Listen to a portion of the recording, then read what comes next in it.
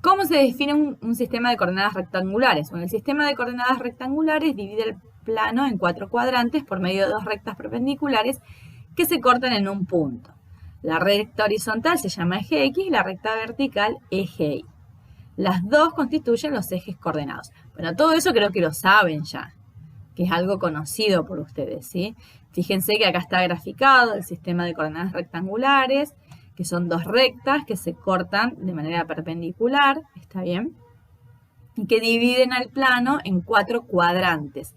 Este es el primer cuadrante, el segundo cuadrante, tercer cuadrante, cuarto cuadrante.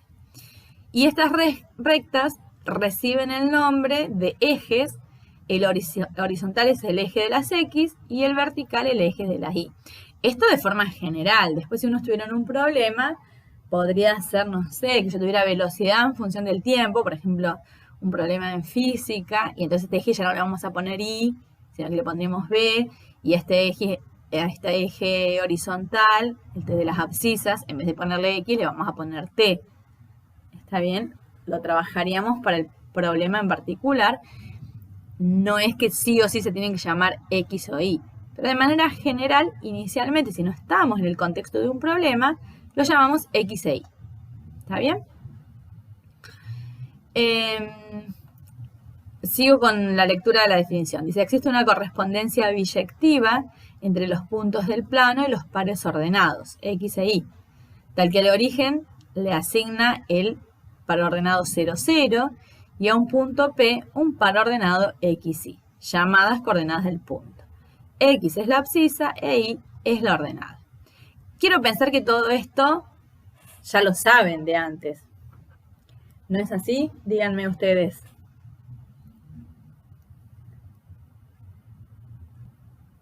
¿No conocen el sistema de coordenadas rectangulares?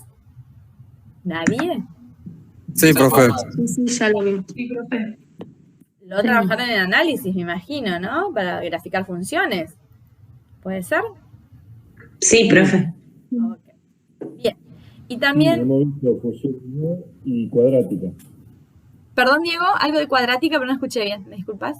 Función lineal y cuadrática estuvimos trabajando el año pasado. Ah, lineal y cuadrática. ¿Eso fue todo lo que trabajaron de funciones? Sí. Sí, eso fue todo. Ah, mira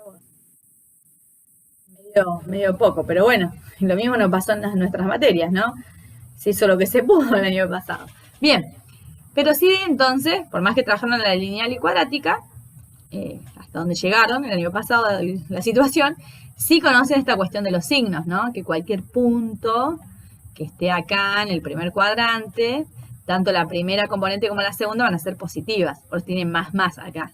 ¿Está bien? Si el valor de la abscisa, o sea, el valor de la X va a ser positivo y el valor de la ordenada también va a ser positivo. Mientras que en el segundo cuadrante la primera componente va a ser negativa y la segunda positiva. En el tercer cuadrante ambas componentes son negativas y en el cuarto cuadrante la primera componente es positiva y la segunda es negativa. ¿Está bien? Quiero resaltar algo de acá. Dice, existe una correspondencia biyectiva entre los puntos del plano y los pares ordenados X e Y. ¿Qué significa esto de que existe una correspondencia biyectiva? Significa que si yo tengo un punto acá en el plano, un puntito ahí donde estoy marcando con el cursor, bueno, a ese puntito le va a corresponder algún par ordenado, algún X, Y, ¿está bien? Supongamos que fuera, no sé, 1 o 2, justo donde puse el cursor, ¿está bien? Pongo el cursor por acá, no sé, 5 o un medio. Bueno, a ese punto le corresponde un par ordenado del plano. También puede ser que sean números, no sé, raíz de 2, raíz de 3, el par ordenado. ¿Sí?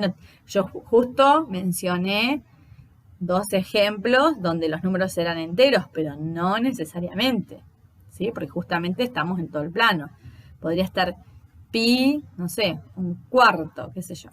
Del mismo modo puede ser que sea pi menos 2, un punto por acá. Estoy inventando cualquier cosa, está bien. ¿Estamos?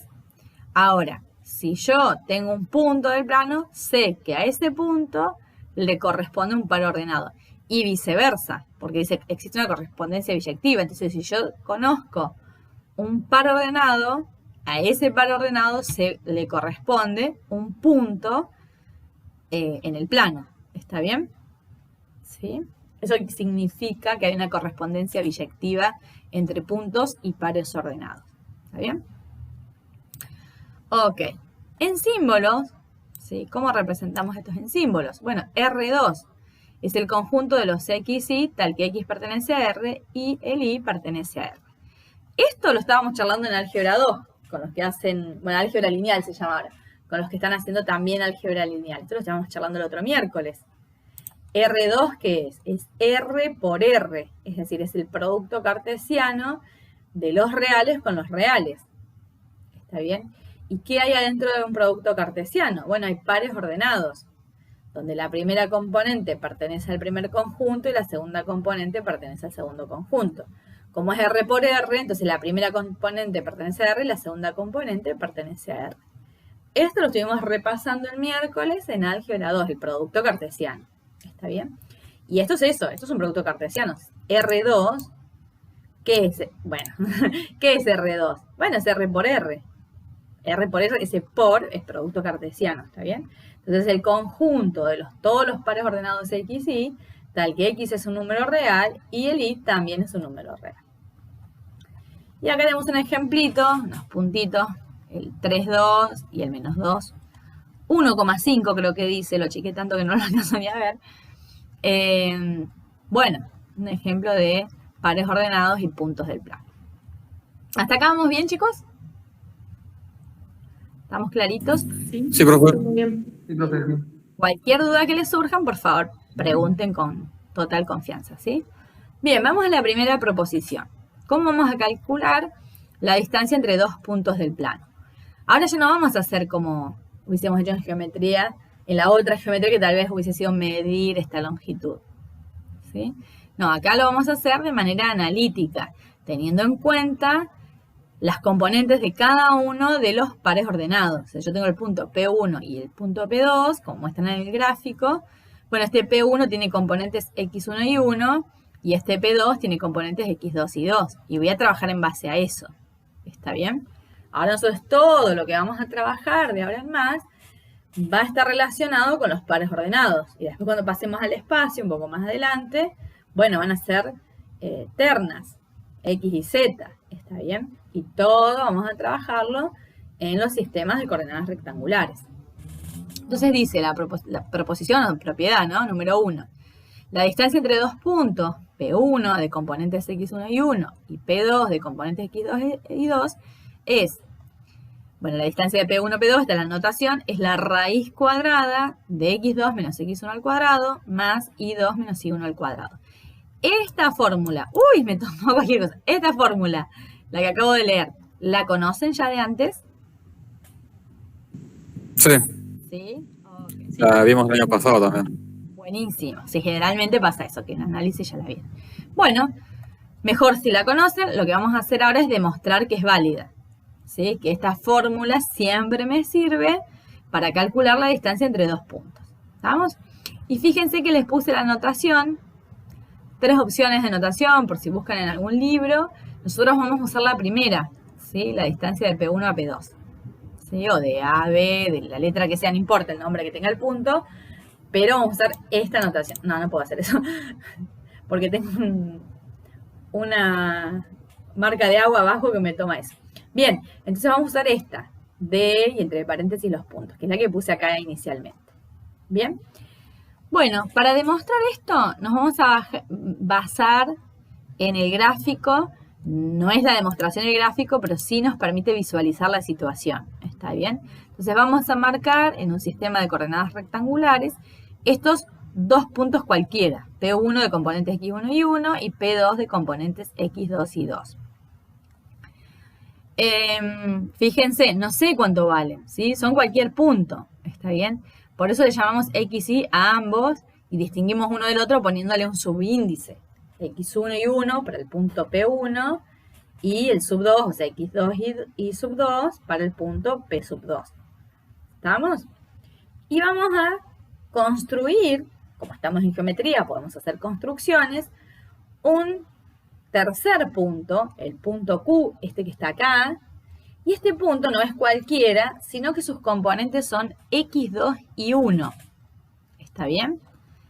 O sea, coincide la primera componente del Q con la primera componente de P2, están alineados acá, y la segunda componente del Q coincide con la segunda componente del P1. Fíjense que están alineados horizontalmente, ¿sí? ¿Por qué elegimos este Q? Bueno, porque de esta forma nos queda determinado un triángulo rectángulo, el triángulo rectángulo P1, P2, Q. O sea, no es arbitraria la elección del punto. Elegimos un punto que nos sirve para lo que queremos hacer, ¿está bien? Entonces, dice la demostración, sean los puntos P1 de componentes x1 y 1 y P2 de componentes x2 y 2, o sea, estos dos que tenemos inicialmente, construyamos el triángulo rectángulo P1, P2, Q con Q de componentes x2 y 1. ¿Está bien? O sea, lo que acabo de decir yo con palabras. ¿Por qué hacemos eso? Bueno, porque al construir un triángulo rectángulo, lo que podemos hacer, que es algo ya conocido por nosotros, es aplicar el teorema de Pitágoras. ¿Está bien?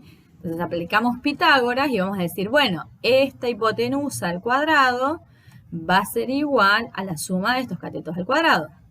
¿Sí? Entonces, por Pitágoras vamos a tener que la hipotenusa esta, que es el segmento, la longitud del segmento P1, P2, la longitud del segmento P1, P2 al cuadrado es igual a P1Q, que es uno de los catetos, al cuadrado, más el otro cateto al cuadrado, que es P2Q. ¿Está bien? Ahora fíjense, dejo el primer miembro de la igualdad igual, estoy acá. Pero ahora veo qué es la longitud de este segmento P1Q. Fíjense que P1Q es este segmento que va desde acá hasta acá. Bueno, yo puedo sacar la longitud de esto. Como están alineados, ¿sí? Entonces solamente tengo que hacer x2 menos x1. Si yo hago x2 es toda esta distancia y x1 es esta, si yo hago x2 menos x1, me va a quedar la longitud de este segmento, que es el mismo que este. ¿Sí? Entonces, al segmento P1Q lo reemplazo por su longitud, que es x2 menos x1. O sea que ya me queda x2 menos x1 al cuadrado. Y lo mismo pasa con la longitud del segmento P2Q. O sea, P2Q lo puedo determinar haciendo que, bueno, hago i2 menos i1. ¿Está bien? Entonces i2 me va a quedar i2 menos i1 al cuadrado. Y ahora, en el próximo paso, simplemente es aplicar raíz de los dos lados. ¿Está bien? Raíz cuadrada de este lado, raíz cuadrada de este lado. Acá no me aparece el módulo porque como son distancias es positivo, entonces no tiene sentido ponerlo. Y reemplacé por la notación que nosotros vamos a usar. Entonces la distancia de P1 a P2 finalmente nos queda que es igual a la raíz cuadrada de x2 menos x1 al cuadrado más i2 menos i1 al cuadrado. Y con eso demostramos que la distancia entre los puntos P1 y P2 se puede calcular de esta forma que estaba propuesta inicialmente. Bien, ¿alguna duda con este? ¿Nada? No, profe. ¿Estamos bien? Nada, se entendió. ¿Se entendió? Perfecto. Es bastante simple. Se entendió, profe. Vamos todavía. Bien, y ahora el ejemplo dice, bueno, calcular la distancia entre dos puntos específicos, ¿no? El punto A, que es de componente 5, 2, y el punto B, que es de componentes menos 2, menos 3. Bueno, ¿qué vamos a hacer? ¿Vamos a hacer todo esto? No, ni de casualidad. Esto es una demostración para decir sí. Una vez que tengas que calcular la distancia, aplica esta fórmula. Se los digo esto porque después cuando van a hacer los ejercicios hacen todos estos pasos. Estos pasos de la demostración no son necesarios en un ejercicio. Estos pasos son para decir, listo, esta fórmula vale siempre. Cuando yo tenga que calcular la distancia entre dos puntos, listo, aplico esta fórmula. ¿Está bien? Espero que eso quede claro, porque después hacen todo el procedimiento. Este procedimiento en un ejercicio es innecesario. ¿Está bien? Ya está, ya demostramos, listo, esto es válido, esta fórmula sirve. ¿Está bien? Entonces yo quiero calcular la distancia entre A y B, ¡pum! Aplico esta fórmula que acabo de demostrar que es cierta, que es válida. ¿Está bien? Entonces justamente para calcular la distancia entre A y B, vamos a hacer, bueno, la distancia de A y B es la raíz cuadrada de. Bueno, ¿cómo funciona esto? Fíjense, de estos dos puntos hago la resta de la primera componente y la elevo al cuadrado, más la resta de las segundas componentes al cuadrado. No importa quién es I1 y 2. Lo que importa es que Si acá primero puse la componente de este punto, acá pongo la segunda componente de este punto. O sea, no mezclar el orden, ¿está bien? Bueno, hagamos eso. Entonces, ¿cómo tenemos que hacer? Bueno, la primera componente de B2 es menos 2, que es la que está puesta acá. Y a esa le tengo que restar la primera componente de A, que es 5. Acá tengo que poner la segunda componente de B, que es menos 3, y restarle la segunda componente de A, que es 2. ¿Está bien? Entonces me queda la raíz cuadrada de menos 2 menos 5 al cuadrado más menos 3 menos 2 al cuadrado. Menos 2 menos 5 es menos 7 al cuadrado. Menos 3 menos 2 es menos 5 al cuadrado. Y ahora resuelvo. Esto al cuadrado da 49. Esto al cuadrado da 25. Esta suma da 74. Por ende, la distancia de A a B es igual a la raíz de 74. ¿Está bien? Es simplemente, una vez que ya está demostrado, aplicar la fórmula de la distancia. ¿Estamos con esto? ¿Vamos bien hasta acá? Sí, profe. Okay. Bueno, hay varios ejercicios en los que tienen que calcular la distancia entre dos puntos, ¿sí? Algún ejercicio dirá, bueno, calcule la distancia entre este punto y este punto. Otros estarán un poco más complejos, pero al final habrá que aplicar esta fórmula, ¿está bien? Bueno, vamos a la definición de inclinación y pendiente de la recta. La inclinación de una recta, definición. La inclinación de una recta L que no sea paralela al eje X es el ángulo que dicha recta forma con el semieje X positivo y se mide desde el eje X a la recta en sentido positivo. Sentido positivo es contrario a las agujas del reloj. ¿Está bien? A ver, veamos un poquito. Veamos este dibujo. Tengo la recta, esta es la L1, ¿no? Tengo esta recta, ¿sí? No es paralela al eje X. Entonces, el ángulo que se forme entre esta recta azul y el eje X, que es este que está acá, estaba mirando el rojo yo, que es otra recta. Este ángulo alfa que se forma entre esta recta y este eje, fíjense que dice el semieje X positivo. Bueno, es este ángulo, ¿está bien? Esperen que este ángulo, que es el mismo que este. ¿Sí? No lo estoy midiendo con el negativo, lo estoy midiendo con el positivo en realidad. ¿Y cómo lo mido? En sentido positivo, es decir, contrario a las agujas del reloj. Es decir, que estoy yendo desde el semieje X positivo hacia la recta. Voy para allá. ¿Está bien? Este es el sentido positivo, en contra del reloj. ¿Está bien? Entonces estoy yendo de acá para allá y así lo estoy midiendo. Bien, y después dice, ¿hasta acá estamos bien? ¿Me entienden esto? Si yo pregunto, ¿qué objeto matemático es la inclinación de la recta? ¿Ustedes qué me responden?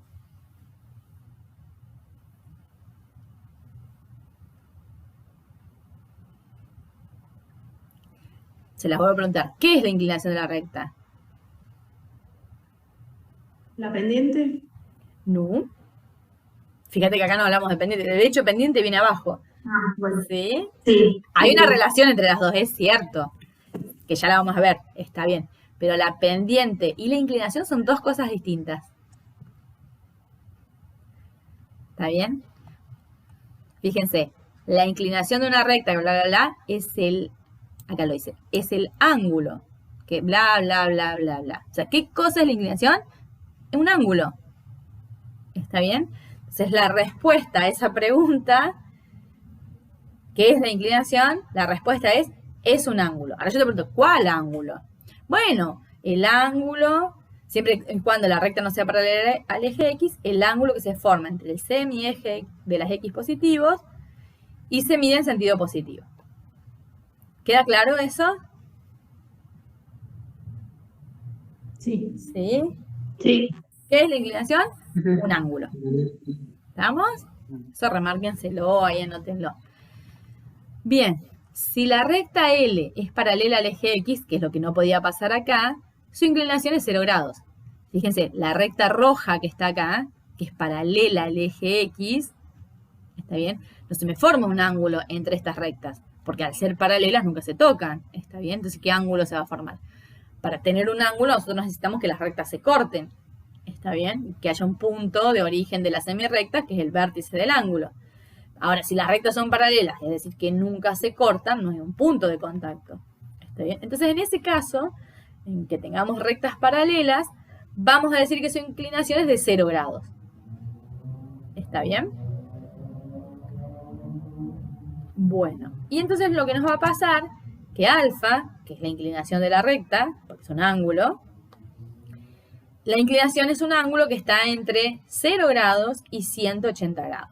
O sea, incluye al 0, como en ese caso, en que sean paralelas, y no al 180. Porque si el ángulo fuera 180 grados, quiere decir que es paralela al eje. ¿Está bien? Volvemos a los 0 grados, es la misma idea. Bien, ¿alguna duda hasta acá con esta definición? El silencio no sé si son todas o nada. Puede pasar todo ahí. Bien. No, ninguna. No, profe. ¿No? ¿Estamos claritos? Genial. Bueno, pasemos a pendiente ahora, que era lo que decía Natalia, ¿no? Está bien. Se entiende que la confusión, porque hay una relación directa entre esas dos cosas, ¿sí? Pero les repito, la inclinación es el ángulo que se forma entre la recta y el semieje de las X positivo, en sentido, medido en sentido positivo. ¿Está bien? Es un ángulo. Bueno, vamos a la pendiente. Que eso también lo tienen que haber trabajado en análisis, porque si vieron función lineal, tienen que haber trabajado un montón con la pendiente, ¿sí? Claro está que nosotros acá estamos trabajando en geometría, no nos importa si es función o no es función. Esa sería la primera diferencia que pueden encontrar con lo que hayan visto en análisis. Porque ustedes en análisis estaban trabajando justamente en el análisis de funciones, en ese caso de la función lineal. Ahora, por ejemplo, esta recta L3 que grafiqué acá, ¿está bien? ¿Es función esta recta, la L3? No. No. Entonces esta la descartaban, no trabajaban con esas rectas, ¿sí? Porque justamente, ¿cuál era el objeto de estudio? Las funciones. Entonces la que no es función no me interesa. Ahora, ¿cuál es nuestro objeto de estudio acá? Bueno, los lugares geométricos, ¿está bien? Entonces, ¿este es un lugar geométrico? Y sí, lo es. ¿Qué función? Y no me interesa, yo no estoy estudiando funciones acá. Estoy estudiando los lugares geométricos y sus ecuaciones, ¿está bien? O sus propiedades. Entonces, yo estudio todas, esta también me interesa, ¿sí? De hecho, la L3, ¿qué inclinación tiene respecto a lo que hablábamos recién? ¿Cuál es la inclinación de la L3? 90 grados. 90 grados, ¿está bien? O sea, la inclinación de la L1 es un alfa, que no sé cuánto vale, que es un ángulo agudo. La inclinación de la L2 es 0 grados, por lo que decíamos recién, y la de L3 es 90 grados. O sea, que es algo que existe. No estamos discutiendo si es función. Esa es la primera diferencia que tienen que encontrar con lo que vieron en análisis. ¿Está bien? Por eso van a ver que algunas cosas se repiten, pero en realidad el contexto en el que estamos trabajando y la mirada que le estamos dando es diferente, ¿sí? Por más que parece que se parece mucho lo de análisis en cuanto a función lineal. Siempre le estamos dando otra mirada. Bien, ahora sí me voy a la pendiente. Dice, la pendiente de una recta es la tangente del ángulo de inclinación. Esta es la definición. Si yo pregunto, qué maldito sistema. Si yo pregunto qué es la pendiente, ustedes me responden es la tangente del ángulo de inclinación. ¿Está bien? ¿Qué es la pendiente? La tangente del ángulo de inclinación. Eso como, no sé, el Padre Nuestro que sale así por... Ay, no se me pone el cursor. Que sale así directo, ¿no? ¿Qué es la inclinación? Un ángulo. ¿Qué es la pendiente? La tangente de ese ángulo. ¿Vamos? Entonces, la pendiente de una recta es la tangente del ángulo de inclinación. Es decir, si alfa es el ángulo de inclinación de una recta, entonces la pendiente, la cual simbolizamos con m, es m igual a la tangente de alfa. Esto, pero nunca más pongo esas marcas de agua. Bien, las rectas paralelas al eje Y no tienen pendiente, pues no existe tangente de pi sobre 2. Justo lo que estábamos hablando recién. Esta L3 sí tiene inclinación, es 90 grados. Tiene pendiente y no, porque no puedo sacar la tangente de 90. ¿Sí? Bueno, ahí hay que acordarse un poquito de las funciones trigonométricas. La tangente no está definida para 90 grados o pi sobre 2, que es lo mismo, ¿está bien? Es asintótica a una recta vertical, pero que nunca la toca, entonces no tiene ningún valor establecido. Ahí no existe para pi sobre 2. ¿Está bien? Entonces, esta recta L3 no tiene pendiente. Las otras sí, lo que valga la tangente del ángulo. ¿Estamos? A ver, ¿alguna duda con esto? ¿O estamos bien hasta ahí? ¿Está clarito? Lo repito Sí, porque... se entiende. Sí, sí, todo bien. Sí, está claro. Vamos a ver cuando vamos a hacer los ejercicios, ¿no? Porque siempre cuando voy explicando va todo como... todo bien y después hay que hacer ejercicios como para ver si se entendió realmente. Repito esto porque es importante. La inclinación es un ángulo, la pendiente es la tangente de ese ángulo. ¿Sí? Es decir, que cuando yo hablo de inclinación, como es un ángulo, va a tener medidas angulares. Pueden ser grados, pueden ser radianes, ¿está bien? Pero tiene una medida. Cuando hablo de pendiente, como es la tangente de un ángulo, no tiene ninguna unidad de medida. ¿Sí? La tangente de tanto da un número concreto, sin unidades. O sea, no pongan que la pendiente es 2,3 grados, pues está mal. ¿Sí? O sea, la inclinación, sí, 30 grados, por ejemplo. Pi sobre 4, si le gustan radianes. Ahora, cuando hablamos de pendiente, al sacar la tangente del ángulo, yo no voy a obtener unidades. No tiene unidades. Eso anótenselo en algún lado, ¿está bien? Porque por ahí parece obvio, pero bueno, hay que tener algunos conocimientos trigonométricos para entender eso. Bien, que deberían tenerlos del secundario, pero bueno, no está de más de repetir. Bueno, una o dos más y ya estamos, ¿sí? Por hoy. No los quiero agobiar el primer día.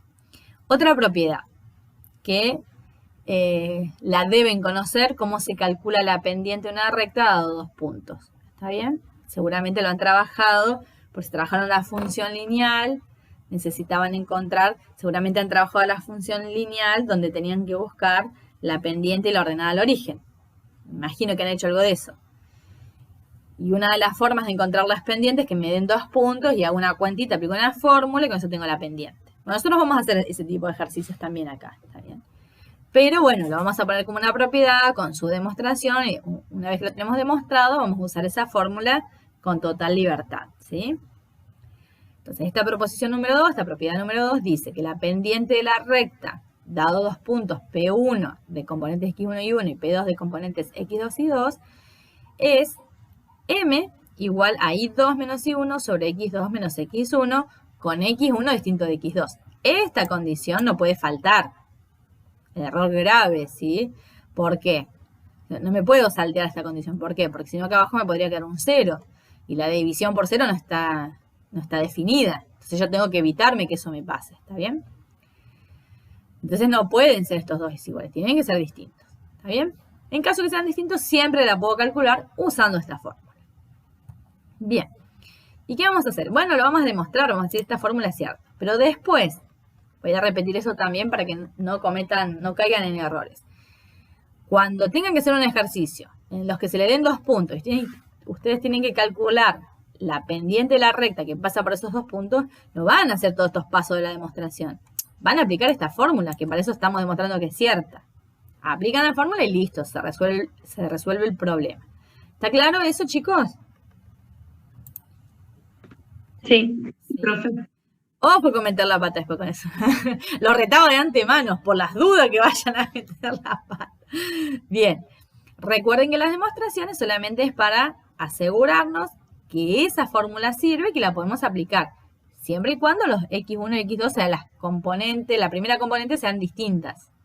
Siempre que eso pase, listo, lo podemos usar. Bueno, les cuento la demostración, que es bastante sencilla también. Tenemos el punto 1, P1, perdón, y el punto P2. Como es algo genérico, les puse, bueno, X1 y 1 para el P1 y X2 y 2 para el P2. ¿Sí? Bien.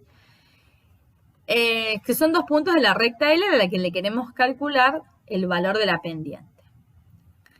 Fíjense que, otra vez, vamos a considerar este punto Q, como lo hice en la demostración anterior. O sea, no es cualquiera el punto. Marcamos este punto, pero ¿con qué condición? Y bueno, que la primera componente sea X2 y la segunda sea Y1. Y otra vez me quedó un triángulo rectángulo con esa construcción. ¿Está bien? Un triángulo rectángulo de vértices P1, Q, P2, que es rectángulo en Q, o sea, es recto en Q. ¿Está bien? Bueno, y tenemos este ángulo alfa. Este ángulo alfa, ¿sí?, es igual a este ángulo alfa prima. Vamos por partes, lo dije al revés. Primero voy a referirme a este ángulo alfa prima. ¿Quién es este ángulo alfa prima? Les pregunto yo a ustedes, ¿quién es el alfa prima este que dibujé acá?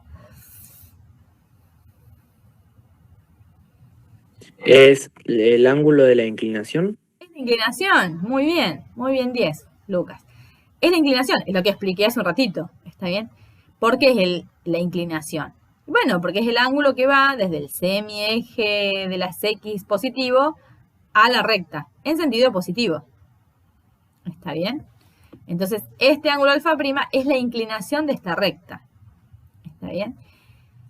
Y este ángulo alfa, que es el ángulo P2, P1Q del triángulo, ¿sí? Ahora fíjense, si yo miro el eje X y esta recta que pasa por I1Q, esta, que está construida acá, está hecha con líneas de puntos, esas dos rectas son paralelas y están cortadas por esta secante L. Acá entra en juego algo de geometría 1, que eran los ángulos comprendidos entre rectas paralelas. Lo vimos al final de geometría 1 el año pasado, ¿sí? Entonces lo que vimos nosotros es que estos ángulos son correspondientes entre paralelas. Bueno, si no se acuerdan esto, yo les digo que busquen la carpeta de geometría del año pasado y vean un poquito cómo eran los nombres de estos ángulos, ¿sí?, que quedaban comprendidos entre rectas paralelas cortadas por una secante y qué propiedades cumplían. En particular, los correspondientes entre paralelas son iguales. Vamos a usar eso que vimos del año pasado, ¿está bien? Encima no me pueden decir no lo vimos porque lo vieron conmigo y yo me acuerdo. Así que si no se acuerdan lo tienen que buscar en la carpeta de geometría. Entonces tenemos recta, que es el eje X, recta y 1Q. Son paralelas, cortadas por la recta L, que es una secante. Ángulo alfa prima y ángulo alfa correspondiente entre paralelas. Propiedad de los correspondientes entre paralelas que son iguales. Entonces lo que vale este ángulo alfa prima y lo que vale este ángulo alfa es lo mismo. Pero el alfa prima es la inclinación de la recta. ¿Está bien? Ahora, ¿hasta ahí me siguen? Sí, sí. ¿Sigo explicando? Dale. Bien, entonces, ¿qué queríamos calcular nosotros? Queríamos calcular la pendiente de la recta. Y en alguna parte tenemos que usar estos puntos porque queremos llegar a esta fórmula. Ahora, ¿qué sabemos nosotros de la pendiente de la recta? Voy a subir un poquito la imagen. De la pendiente sabemos lo que dijimos recién. Ay, no lo puedo hacer. Perdón, me mandé lo que dijimos recién. La pendiente de la recta es la tangente del ángulo de inclinación. ¿Sí? Entonces, ahí me falta algo. Bueno, no importa. Entonces, M en este caso es igual a tangente de alfa prima. Porque alfa prima es el ángulo de inclinación. ¿Está bien? Lamentablemente lo tengo en PDF y no lo puedo agregar acá. Pero me siguen que la pendiente de esta recta roja L es tangente de alfa prima. ¿Estamos de acuerdo con eso? Sí.